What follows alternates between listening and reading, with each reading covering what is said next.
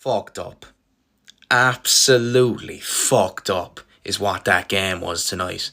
What a fucking game. Game of the season. By an absolute country mile. Game of the season. What the fuck have I just witnessed? I honestly thought after last week's game it could not get better than this. It just fucking did. That was absolutely incredible. Both teams, end-to-end stuff. I mean, Barcelona were so unlucky. Lamine Yamal, so fucking unlucky. But Inter Milan just had the edge over him. It was just absolutely unbelievable stuff. And lads, I think we can officially say that football is back. When was the last time you saw a Champions League semi-final like this? Unfucking believable. If you're asking me now who I think is going to win the Champions League, I honestly don't know. Fair play to both fucking teams. An absolute classic.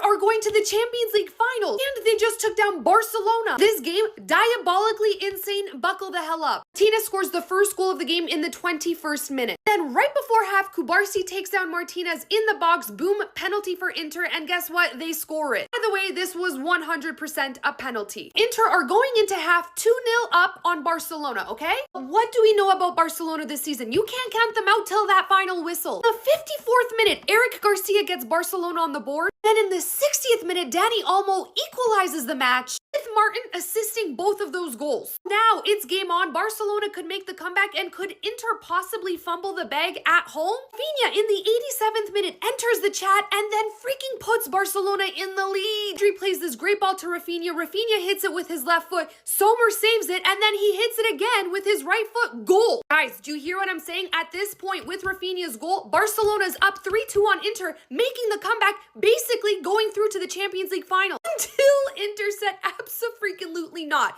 They scored in the 93rd minute, which means it is now 3-3 and 6-6 on aggregate. I'm sorry, are you freaking kidding me? By the way, Pedri ran, I think, 2,047 miles today, so shout out to Pedri. Also, shout out Inter's goalkeeper, because Sommer, how the hell do you go from here to here to save this? Unreal. Now we're in extra time, and guess what freaking happens? I don't know what Barcelona's defense was doing here, because the fact that Fratesi had this long to shoot the ball and score in a game like this, I don't know, but Fratesi, this guy knows how to score important goals. At this point, Inter's winning 4-3 in this match and 7-6 on aggregate. Lewandowski could have leveled it from this unreal ball from Lamine Yamal, but this header didn't go in. And Inter went on to take down Barcelona in 2 insane legs of the Champions League semifinals to go to the Champions League final. Can't believe how some football fans have become so low. I mean, thank God I'm in a football country. Even Real Madrid fans who been trolling Barca, which they should be trolling Barcelona, ups and whatnot, but are amazed by Yamal's performance yesterday. And I did a video yesterday, and I'm seeing some people online saying he missed chances. Like, I don't know why you're glazing him. Bro, I had big man here in my country, Madrid fans, clapping for this kid, bro. 17. Man, I'm talking about he missed chances. He may not have directly gave an assist or scored, but my God, how much he unsettled Inter Milan. You've heard what Inter Milan's coach, Simone Inzaghi, said. You heard what their players are saying. Like, players are saying this is the best player they've ever faced. It's crazy. He's 17. I mean, 14 dribbles completed, causing havoc, being man-marked and still giving that much problems. It deserves respect. Even if you're like a neutral fan, you should have been entertained by what you saw from Yamal, man. A young kid that was so brave and literally tried to carry his team on his shoulder, man. He was absolutely amazing. So I don't care what you, man, have to say. All I know is I watch football with my eyes, blood. Yeah? Of course, congrats to Inter Milan. They're through to the finals. You know, they've done their thing. Dumfries, again, giving assists and all, and he was fantastic over both legs against Barcelona. Sommer in goal was amazing. You know, but like I said, what this kid did at his age already, their man are saying he talks too much and he's being humbled. A kid with confidence is not a problem, lad. I don't understand, lad. A kid who backs himself and does his talking off the pitch and on the pitch, be entertained.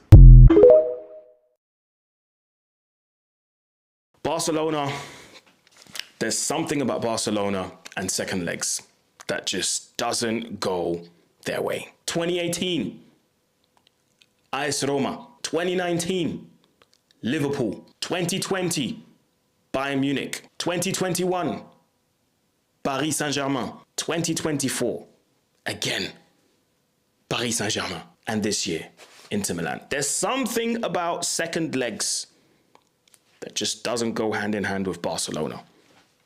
It's like it's become their curse now. It's literally become their curse. Before the game, putting out on social media, May 6th, the 6th of May, 2009 against Chelsea. Today's the 6th of May, 2025. Ooh. There's something about Barcelona and second legs. It just doesn't go hand in hand. The marriage just isn't marriaging. It's not working. And I feel for Flick, man. I feel for Flick because he's a great coach. And the way he's pulled this team together and what he's managed to achieve with this team, and they probably will win La Liga, which will be a small consolation, and they still be able to celebrate the double. It was so close. So close. But in the end, they were met with a very, very stubborn Italian team that just would not give up.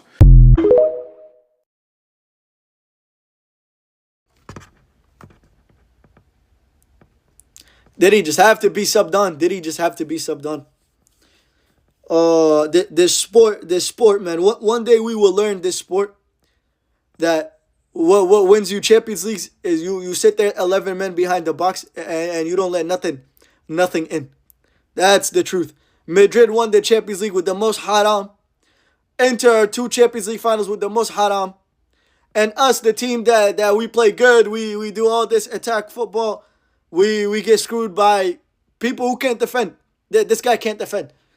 You know what I'm saying? At least Maldini, he can't defend. He was at fault too.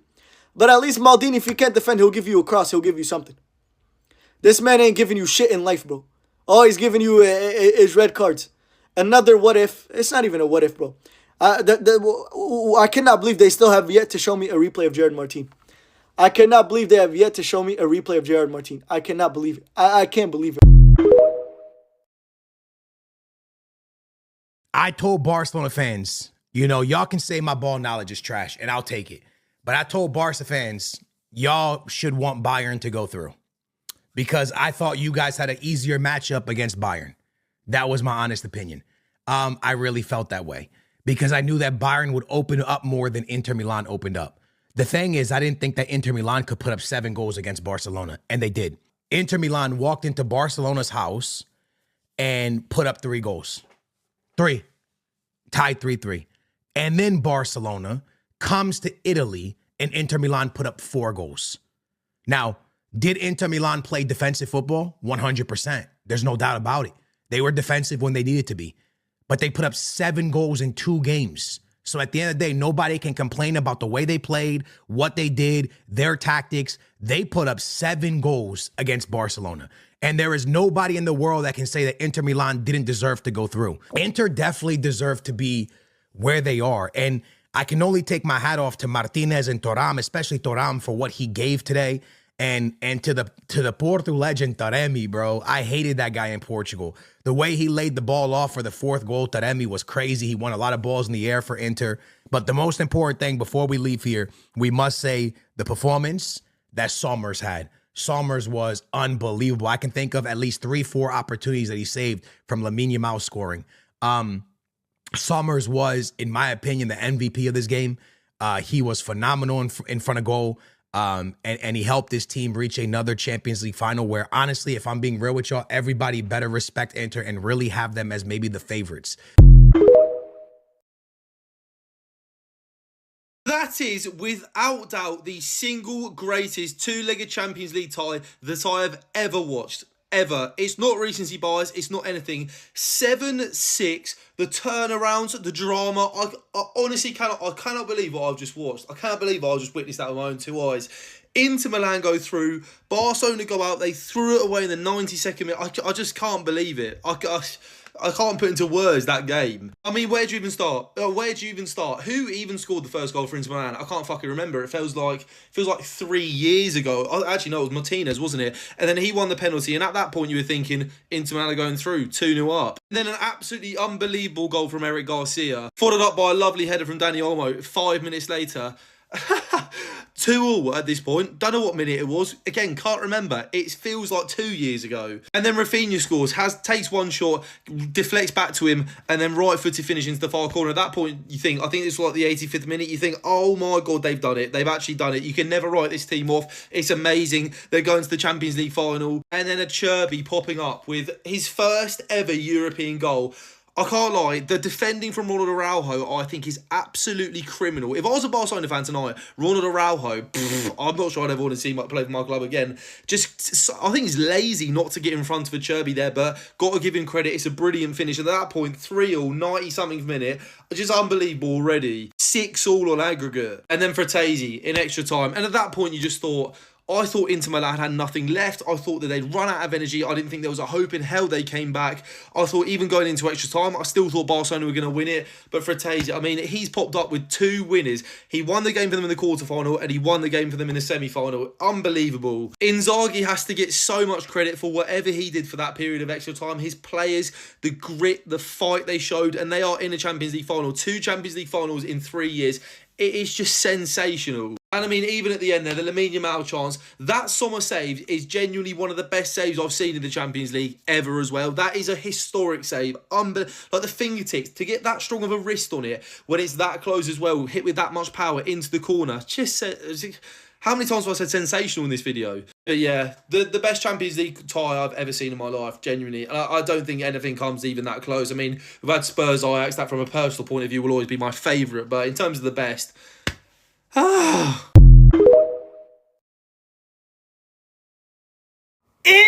Milan are in the Champions League final, and that was the best game of this season. That was the best Champions League game all time. 13 goals, 7-6 on aggregate. Inter Milan destroy, humble and embarrass Barcelona 7-6. Who won? Inter Milan won in the Champions League final. Lamine Yamal, if you want to win trophies, Lamine Yamal, if you want to win Champions League, come home to Manchester United, Lamine Yamal. You deserve a better team, Lamine Yamal. Come to Manchester United and play alongside better players than these Barcelona players. Hey, yo, Dumfries, we love you. Kalahanglu, Acerbi, Frasesi, Latura Martinez, Inter Milan, Inzaghi, bro. This whole Inter Milan team, 10-10. Jan Sommer, what a goalkeeper. Jan Sommer, this guy is world class. Hey, Inter Milan, the first team in the Champions League final. What a game. When we saw Inter Milan Barcelona semi-finals, the world knew this is going to be 100% one to watch. And it was indeed. 4-3. Wow. Finals for Inter Milan. 2025. They lost to Man City last time. This time they're about to play either PSG or Arsenal. One of them, whoever they play, they didn't even win any Champions League. Inter Milan, you got this in your DNA. Last week I said Barca Inter was game of the season. I lied. This could be the greatest ECL tie in history. Deja vu, another 3-3. Like I said, forget scorelines, listen to what I said. Inter will take the lead and we'll seem comfy. I even put Hakan celebrating a pen. If that ain't worth a follow, I don't know what is. What I didn't expect was Lauti starting and scoring just before that. I said in the blink of an eye, Hansi flicks the switch and Barca back 2. It happened. Once again, that ain't worth a follow. Now I admit, I didn't expect Martin to morph into Marcelo. First, a lovely cross for Eric Garcia to volley top corner. And I said we'll see a goal like Rivaldo 1998 for those of us who will remember. Olmo provided it. I don't want to keep saying it, but this analysis. He ain't getting away with this game though. He was shocking. Even when Barca were blowing him out the water the entire second half, he ruined every attack. Maybe the Peds made Inter colorblind because they couldn't see Barca's green kit, misplacing every pass. On the day Skype officially shut down, one last call. Barella, it's time for Baller League. Earth-shattering Hall of Shame. Yamal with 0 GA was tormenting DeMarco. 5 fouls, 0 yellows. Sommer kept saving, but Rafinha at the death volleyed home to win it. We thought Dumfries must have a portable charger in his lungs because he burst forward last minute to assist a Cherby of all people. Forget Maicon, they ain't had a fullback put up numbers like this since Jacinto Facchetti in the 1965-66 season when he scored 10 goals. for those of us who remember. Then a game of subs. All Inzaghi's henchmen came on and ran their socks off. As for flicks, Araujo, Fort, Pau Victor, don't let them on the plane home. And this why I can't trust Lewo off the bench. He needs 4 chances to finally bag, but cause he only got 3, now you see it. Fratesi got the winner and they held on to book their spot in the final thanks to summer heroics. This new format is elite, like if you agree.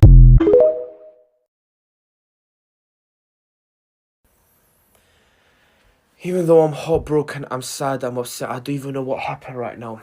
I just want to get this off my chest. I am so proud of this team. Thank you. Thank you for making us Barcelona fans believe once again that we are the best team in the world. I mean, we were 2-0 down at halftime. We make it 3-2 and then after that they scored the lucky last minute equalizer and then they go on to win the game. But if you told any Barcelona fan at the beginning of the season that we could possibly go on to win the quadruple, no one would believe you. We reached the Champions League semi-final. We've already won the Spanish Super Cup. We've already won the Copa del Rey. We got La Liga. That's all we've got to fight for. But every single player that played on the pitch, they played with their heart. Even seeing the reactions from the player after full time, you guys know how much it meant to them. Hopefully, this is just a minor setback for a major comeback. Next season, we will be back. Trust me, we are coming for this Champions League trophy. Whether it's next season, the season after that, we will be coming back for this trophy. Trust me. It just wasn't meant to be this season. But I just want to say I'm proud of this team. Visca Barça. Thank you for every single person at the club that represented us today. They showed they wanted to fight till the end. It just wasn't meant to be. We move on. La Liga, Real Madrid. Well, like I said, one more time, I'm so proud of this team. After watching this nearly 100 times, I can evidently say Barcelona got robbed. Like, the amount of game-changing decisions the referee just let go was insane. How was this not a penalty? And I completely get it. UCL semi-finals, you want the game to flow, but these are where the little details matter. But yeah, people are screaming saying, oh, the contact is outside the area. And yes, it is. However, he was touched twice and Lamine ended up falling inside the box. You cannot say that wasn't a penalty when referees are out here giving these. This isn't even a dig at Madrid, but how on earth was Endrick allowed to drag his way into the area like he's scoring a touchdown in the NFL, but when Lamine goes down in the box, it's not given? Where is the consistency? But yeah, it's not just that though. This referee just kept on getting worse. Like, not calling this Dumfries foul, which I agree was very soft, but it was completely intentional and he missed the ball. And on top of that, it led to a last-minute equalizer when Barca was seconds away from the final. Let me not even talk about this handball or natural. Yeah, this is almost as natural as Kim K's BBL. But yeah, you know you got a huge problem when managers, ex-pros, and even referees are calling robbery. This is insane. But yeah, don't get me wrong. I'm not saying Inter don't deserve it because they gave us one of the most historic UCL ties ever. But it's sad to see though, games being ruined by dumb decisions. Thank Allah subhanahu wa ta'ala for not only kicking your team out, but for ruining your Ballon d'Or chances. I've been hearing treble for so many months now. You know how Jude Bellingham said in the Madrid dressing room, the only word that we said is remontada? Barcelona, the only word which they've been saying for the past couple months is treble. The treble hopes is gone. The best player, Jan Sommer. Incredible display. If it wasn't for Jan Sommer, Barcelona would currently be in the Champions League final. But before the game started, everything was about Barcelona because the treble was all down to them. Jaron Martin, despite the fact that I called him cheeks, that second half display, drug test him immediately. Pedri gets a 7.8, but for me, this was one of the worst and most disappointing Pedri displays that I can remember of the season. It didn't feel like I was watching Pedri. It felt like I was watching Gavi, fam. I want to talk about 3 players. I genuinely think Inigo Martinez, if he never went off, Barcelona could have won this game. That third goal would have never came through, and even if it did, that fourth goal for sure would have never come through. Lamine Yamal, incredible. He literally gives Leo Messi vibes now, where in the sense of every time he gets the ball, you know something is about to happen. The last person I want to talk about, Mr. Ballon d'Or contender. Not only am I happy that Barcelona is out, thank Allah subhanahu wa ta'ala for not only kicking your team out, but for ruining your Ballon d'Or chances. Because if you had won the Ballon d'Or over the likes of Lamine Yamal, over the likes of Pedri, over the likes of Salah, nah. No Bode, no Kunde changed the whole thing. If Kunde was there, if Bode was there, this result and this tie would be completely different. Barca would have gone through. I want to finish off this video by saying one thing and one thing only. Alhamdulillah. Barcelona got robbed versus Inter Milan, and Barcelona should be in the Champions League final. This is corrupt and rigged, and I'm saying it as a Manchester United fan with actual proof. There was a foul on Barcelona. There was a foul on Barcelona leading up to the equalizer, and the referee and VAR decided to not look at this and give them the goal. Bro, if this was looked at, you're telling me Barcelona would have actually gone to the Champions League final. But they said no foul. And on top of that, the referee is a Real Madrid fan. It's the same referee that cancelled De Ligt's goal, that cancelled Julian Alvarez's penalty, that cancelled everything. He is a Real Madrid fan. Huh? Oh wait, my bad. That is what delusional Barcelona fans are coming out with. Sorry, there's always an excuse for something, ain't there? 4-3. Who won? Inter Milan won. This week is the best week. Inter Milan, they didn't cheat. Inter Milan played fair and square, and they deserved that win. And you know who's going to win tomorrow? PSG. And then who's going to win on Thursday? Manchester United. Best week of football all time, baby. I'm now going to say something that a lot of people won't agree with me, and I'm going to say it at a time that they lost so people can understand where I'm coming from. I believe Lamine Yamal is the most effective player in all of Europe. People can laugh if you want. I know they just got eliminated. But this entire Barcelona team, this entire game, when they could find nothing, they just consistently fed Lamine Yamal as if he was Lionel Messi. They gave him the ball over and over and over and over and over, to the point where Inter subbed out their left back to see if they could find a way to stop this guy, or their right back to find a way. Where's left back, right? Left back. Just to find a way to stop this guy, and they couldn't, because he continued to absolutely annihilate Inter Milan's defense. You could put 3 on him. You could put 4 on him. The kid was phenomenal. And I know at the end of the 90th minute, like the 90th minute or something like that, he had a one-on-one pretty much with Summers, and he kicked the ball directly at Summers. And it's the first time that you could really look at him and be like, damn, that was a mistake. He could have won it for them. That Summers save was the Champions League semifinal winning save. When he saved that from Lamine Yamal, it was over, G. That save was so important, and that shot from Lamine Yamal was so important, and it didn't work out for him. Can you name a player more effective than Lamine Yamal? And I know you're going to say Pedri for the way he controls midfields. But the amount of chances Lamine Yamal creates, the amount of goals and assists, the amount of... Put it like this. If Lamine Yamal doesn't show up, Barça plays terrible. When Lamine Yamal shows up, Barça usually wins. Today, no one showed up for Barcelona in the beginning of that game. Rafinha looked terrible. Torres wasn't doing nothing. Nobody was doing anything, and it was literally a Lamine Yamal simulator. Now, I want to talk about Lamine Yamal. Lamine Yamal, this is his first heartbreak. This is his first heartbreak, because up until now, everything that Lamine touched turned into gold. Burst onto the scene as a 15, 16-year-old, causing havoc, playing with Barcelona, coming from the famous La Masia, playing the Euros at the age of 16 with Spain, tearing it up in Germany, beating Germany in the semi-finals, scoring, what was it, round of 16, quarters, semis. I was there.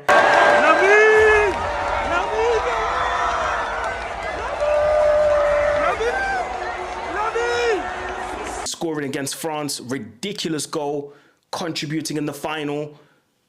So, well, obviously winning the Euros as well. So up until now, everything that Lamine touched turned into gold. But he was yet to witness and yet to experience a heartbreak, a setback. And this is it. This is the first setback for Lamine. But you know what? He's so young that he probably has so much time ahead of him, such a long career ahead of him. He's going to be able to rectify the mistakes he made today. He's going to be able to learn from what happened today. And you know what? It wouldn't surprise me if he's back next year, causing more havoc than this year. Because listen, I'll tell you what, in the first 20 minutes to half an hour, I would say Lamine got locked up by Di Marco. They doubled up on him, tripled up on him, managed to contain him somewhat, but sometimes he still managed to get through because the technique and the close control is just so insane that he will eventually get through you. So he managed to get through a couple of times, put in a couple of crosses towards the back post that didn't really find anyone, and he was met with a lot of frustration because nobody was there at the end of it, which I understood. But in the second half, oh my God, he absolutely turned up. Woo! He absolutely turned up. But I think he was met with a defense that let him down. I think in the end, what let down Barcelona was the defending. Who the hell is going to win the Ballon d'Or then? It doesn't look like it's going to be somebody from a Champions League winning team, potentially. Barcelona now out, Liverpool now out, with 3 or 4 of the best players, I think, in the world this season competing for the Ballon d'Or. And I know people are a bit tired of this conversation happening after every single important game, and the fact that Fabrizio Romano always ruins it about 4 years early for us. For the first time in what feels like a long time, there are 4 or 5 players who have a very, very decent shout at winning the Ballon d'Or, especially as the rest of the season unfolds. Now, something I'm a little bit worried about, I feel like the Club World Cup, and if a team wins the Club World Cup, say Barca win the Club World Cup or Real Madrid win the Club World Cup or something like that, that could have a big impact on the Ballon d'Or because FIFA sort of want to push that tournament so much, which could just be an absolute nightmare, but that could happen. In terms of where we stand, I thought if Barcelona had made it through last night, even if they then gone on to lose the final, I thought Lamine Yamal would win it. And I still think that Lamine Yamal is the outright favourite for this year's Ballon d'Or. I think that, in my personal opinion, he deserves to win it. But there's a lot of people who care a lot about the numbers these days, and maybe his numbers don't stack up to somebody like a Mohamed Salah in the season that he's had at Liverpool, winning the Premier League title. Yes, that is his only title, and they're not competing in the Club World Cup. But still, an amazing, amazing season. He absolutely deserves a shout to be there. But he's not my personal winner, and I personally don't think that he should win it. Rafinha as well, on Lamine Yamal's own team. I mean, he's got like 60+ goals and assists this season, something absolutely mental like that. And I mean, a game like last night kind of highlighted what Rafinha's been doing a lot this season, where he's extremely quiet throughout the 90 minutes, but then he'll pop up with a moment, with a goal, with an assist. He's been doing it in every single game this year. Pedri, for me, somebody who absolutely deserves a shout. For me, right now, right this very second, it's Yamal and Pedri as my top 2 for the Ballon d'Or that I would like to see win it. I don't really mind who wins it out of those 2. I think Pedri deserves it. I think Yamal deserves it. If PSG win the Champions League, if they go through tonight against Arsenal and Ousmane Dembele wins the Champions League and say he has a big performance in the final or whatever, he, again, is somebody who absolutely has a shout to the Ballon d'Or, especially when you look at how heavily weighted the Ballon d'Or is to the second half of the season, and you look at his performances in the second half of the season. He's been one of the best players in the world statistically and on the eye. And that's why I think somebody like Salah slightly falls down a little bit, because basically so much of his good work was done in the first 6 months of the season, which I always think are sort of a little bit discounted when it comes to the Ballon d'Or voting. And as well, if somebody like Lamine Yamal has an amazing Club World Cup in the summer, which I'm sure he will do, or a Pedri has an amazing Club World Cup, that performance will almost be fresher in their minds, and I feel like that will have them tipped to win the Ballon d'Or more. Whereas, I don't know, if Yamal doesn't have a good Club World Cup, it could swing the other way. But for me right now, it's still absolutely Lamine Yamal out in front. I think he's been the best player in the Champions League this season. I mean, the semi-final performance that he put in over 2 legs against Inter Milan, I've never seen a man deserve less to be on a losing side in my life than him in that Barcelona team. But yeah, Lamine Yamal and Pedri are my top 2 for right now, but Salah, Dembele and Rafinha all so close behind them.